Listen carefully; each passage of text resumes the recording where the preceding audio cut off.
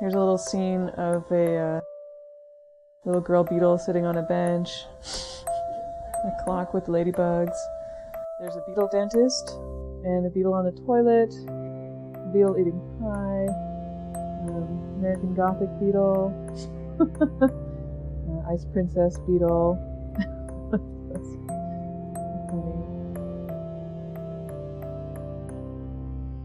I worked for a long time as an insect preparator at the American Museum of Natural History. That just sort of blossomed into you know what, these would look really cute sitting around a table having tea.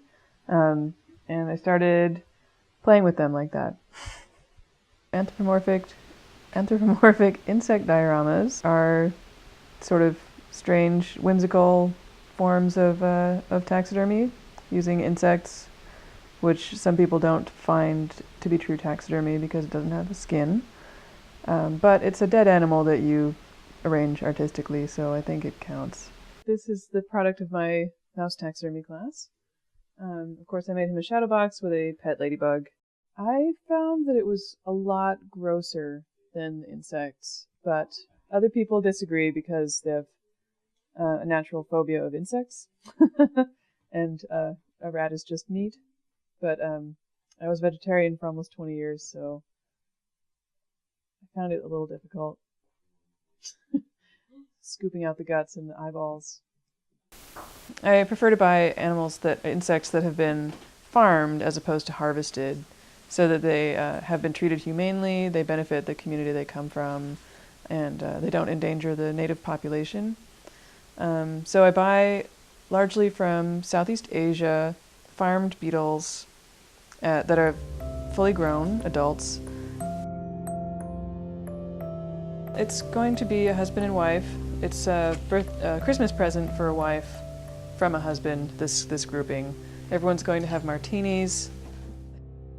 This is a huge dragonfly, or probably damselfly. I found it up near Central Park.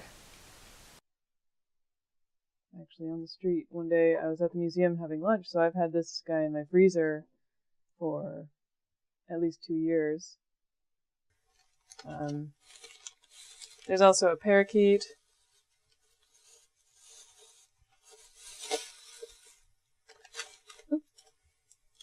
And I have some molts from my tarantula in here.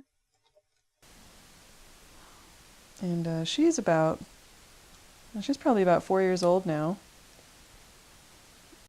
So, Michael also really not a big fan of this.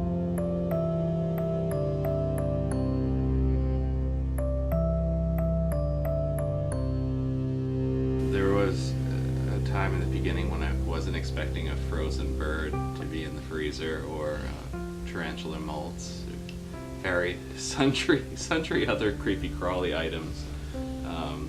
But I just get my ice and try not to think about it.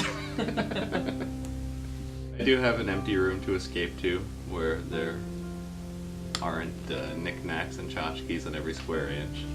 So I have my relief when I need it. It's fine to enjoy someone else's collection. Just distance myself from it a little bit.